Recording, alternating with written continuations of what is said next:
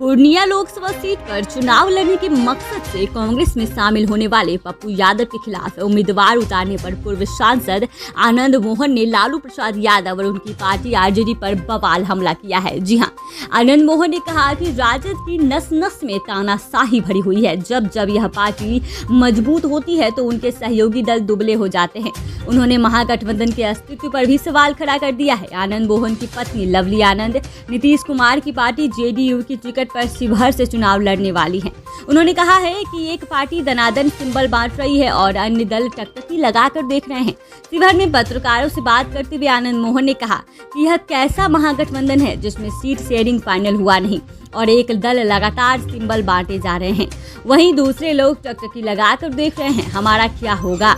महागठबंधन में भारी हताशा और निराशा है। पप्पू यादव का नाम लिए बगैर उन्होंने कहा कि एक आदमी कांग्रेस में अपनी पार्टी का विलय करता है और अब कहता है कि मैं पूरी तरह बर्बाद हो गया। अगर पूर्णिया हमसे छूट गया तो पूरी तरह टूट जाऊंगा। आनंद मोहन ने कहा कि एक पार्टी के नस नस में तानाशाही भरी हुई है और घोर अराजकता है। जब जब वह पार्टी मजबूत होती है तो बिहार भयांक्रांत हो जाता है। जब वह पार्टी मजबूती होती है तो अलायंस पार्टी के लोग दुबले हो जाते हैं। इसका उदाहरण है वाम दल, जी हां, और कांग्रेस है। उन्होंने कांग्रेस और लेफ्ट पार्टियों को नसीहत दिया कि महागठबंधन में बने रहने को लेकर आत्ममंथन करें।